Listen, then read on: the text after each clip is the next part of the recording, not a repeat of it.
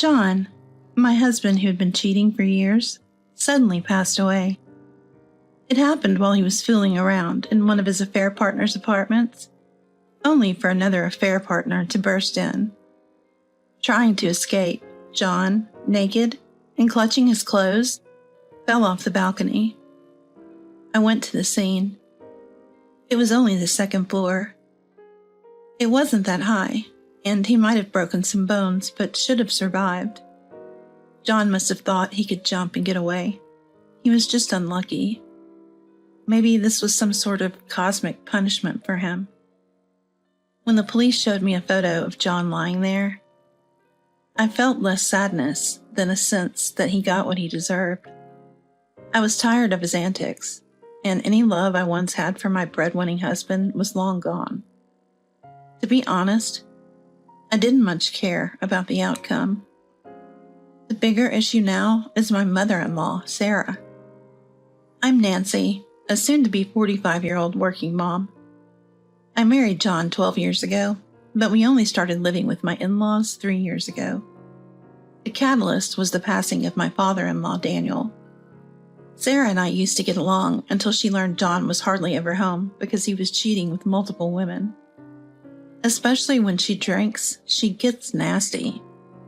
Sarah loves alcohol and always drinks at night, but she can't handle her booze. I hate to say it, but I often get blamed for John's affairs. People always assume, if John is cheating, then it must be Nancy's fault, right? Some even go as far as to say, Nancy lacks charm. It's her fault for not being enough for John. My mother-in-law, Sarah, always defends John. Why should John settle for someone as unattractive as Nancy? I was looking forward to having handsome grandchildren who look like John. It's one thing when she talks about me, but I can't stand it when she talks about Elizabeth, who is similar to me. I hate to break it to you, but John doesn't want to leave me. And wasn't it you, Sarah, who wanted us to live together? Shut your mouth. You're telling blatant lies. You should be serving your mother-in-law, not talking back. Sarah always dismisses anything that doesn't suit her agenda, saying a daughter-in-law should simply endure. Come to think of it, it makes sense that John turned out the way he did with a mother like Sarah. I finally gave up on both John and Sarah. So why haven't I divorced John, a man with terrible drinking habits and a penchant for affairs? 3 reasons. First, Elizabeth. When she was little, she adored John. He may have been a cheater, but until Elizabeth started elementary school, he was a loving, perfect father to her. He changed diapers, played with her, and genuinely cherished her. Elizabeth was truly special to me, and all I wanted was for him to continue to be a good husband and father. That's why I found it so hard to take the step toward divorce. But here's the thing. As Elizabeth grew older and more assertive, John reverted back to his old cheating ways. However, he still took care of Elizabeth, so I didn't want to consider divorce until the child-rearing years were behind us. The second reason was money.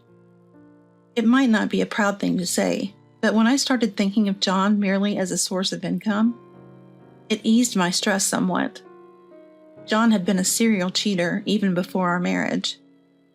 Every time he was caught, it led to a huge argument over whether or not to break up. Although I tried to endure it for Elizabeth's sake, it still angered me. John would beg, "You're the one I really love. I'll never cheat again. Please don't divorce me." Accepting his teary apologies was my first mistake. He got it in his head that, as long as I apologize dramatically, she'll forgive me. Even when I would explode in anger and declare, "I will definitely divorce you this time," John would cling to me crying, and would behave for a while.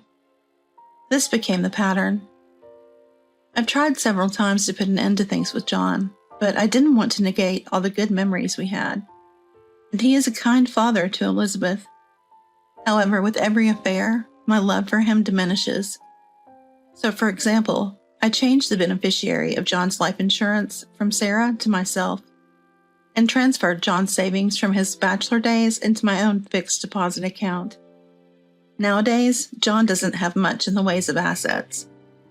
If you're not planning to leave me, that's fine, right? Since John kept cheating, I had come to terms with thinking of him mainly as the breadwinner. And yet, we were making it work in a dysfunctional sort of way. Who would have thought he'd die in such a stupid way? It caught me completely off guard. Now, the third and final reason. Sarah thinks she's my trump card for why I didn't leave John. Elizabeth and I can't go back to our family home. My brother currently runs the family estate, and it's a full house with my parents, his wife, their 3 kids, and even my grandmother. So going back home is physically impossible. This happened right after John died. While I was swamped with funeral arrangements, dealing with the police, and managing his affairs, Sarah did none of the work and started drinking during the day. "Seems like I can't handle it sober," she said. Drunk Sarah told me, "Hey, Nancy, you don't have anywhere else to go, do you? I'll keep you here just like before." With a nasty grin. "Uh-huh, but John is gone." It struck me as absurd she'd bring this up before even the funeral, but now that John is gone, I had no intention of putting up with living with her. However, not being able to return home did worry me. Sarah knows this too. "But Nancy, you have nowhere to go back to. Don't forget Elizabeth. She's John's legacy. It's only right you stay here, and you're obligated to take care of me in my old age. You're not planning to hog the inheritance, are you?" Sarah clearly expects me to care for her. John's personal inheritance isn't much, but Sarah doesn't know that. I decided not to respond, and instead asked, "Aren't you sad that John, whom you bragged about so much, is gone?" "Of course I'm sad, but with that foolish end, it's just too embarrassing to talk about. Couldn't he have done it better?" Sarah was angry, but I felt torn. "Is that all you have to say?" Sarah always sided with John, even when he cheated, but in the end, her public image and her future seemed more important to her. Then it hit me. I remembered hearing somewhere that if your spouse dies, your ties to your in-laws don't necessarily get severed. Sarah may be expecting me to take care of her, but there's no way I'm doing that. I excused myself, saying, "I'm sorry, I'm busy with paperwork right now," and ended the conversation.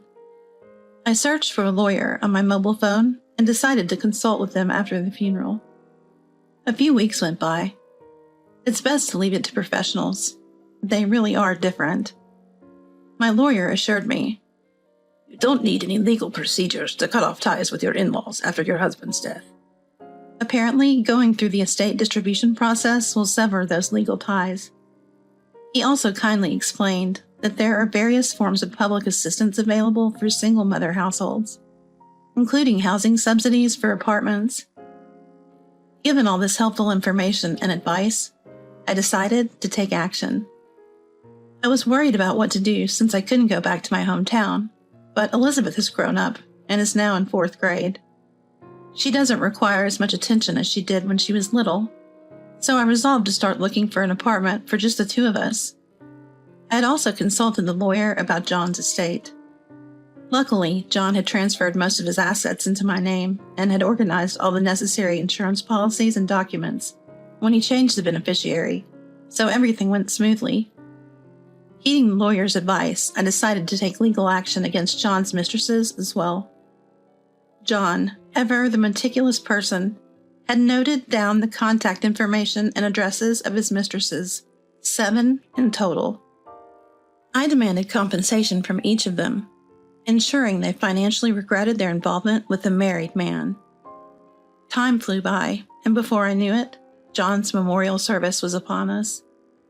Sarah was desperate to hide the real reason for John's death from the family, claiming at the funeral that it was a sudden accident. Yet, when Elizabeth stood silently weeping next to John's coffin, no one dared to say a word. I later heard from a relative that everyone had already heard rumors about the real reason. However, out of respect, she couldn't ask detailed questions with the daughter of the deceased present, so she was waiting for the right opportunity. Well, there's a saying that other people's misfortune tastes like honey. It was shocking news about someone close, so she was probably all ears. After the memorial service concluded and dinner began, the drinks started flowing. Once Elizabeth had eaten, she announced, "I'm going to go explore around," and left the table. Seizing the opportunity, one of the relatives asked Sarah, "Is it true that John was having an affair and that it was a terrible situation?" Sarah's face instantly turned furious. She had been drinking, so she couldn't hold back. "Why would you bring that up? Nancy must have told you," she shouted, livid. Accusations based on misunderstandings. The truth was, John's fall had made minor headlines. Moreover, he didn't fall from our house, but from another apartment. A little research would have provided enough clues, but Sarah trapped herself when she admitted, "It's because of a bad wife like Nancy that John was with other women. Nancy is the reason John is dead." All I could muster was, "It's not me. Please calm down." Sarah was in no mood to listen. She blamed me for everything, even went as far as saying, "It's because of a terrible daughter-in-law like Nancy that John cheated. It's Nancy's fault that John died." And when an uncle from the family chimed in saying, "Come on, aren't you going a bit too far?" I was still looked down upon by relatives. They whispered, "No wonder her son couldn't be happy with a mother like that." And, "With a mom like that, the son doesn't stand a chance." On the flip side, people comforted me. They said, "Nancy, you had it rough. Dump a mother-in-law and husband like that, pronto." And, "Don't hesitate to lean on us. We'll be here for you." Sarah, clearly unhappy with the situation, kept drinking and became even more unruly. She even yelled at Elizabeth when she returned to the scene. "I never wanted an unattractive grandchild who takes after her mother. All of you, just get out." Then she passed out. This was the moment I'd been waiting for. The next day, Elizabeth and I were busy packing up in the morning when Sarah woke up around noon. When she saw us, she asked, "Where are you planning to go?" "We're leaving, just like you told us to," I answered. Sarah looked surprised for a second, but then smirked. "You're lying, Nancy. Where could you possibly go?" "No, I've rented an apartment. If I can't go back to my parents' house, I'll live somewhere else."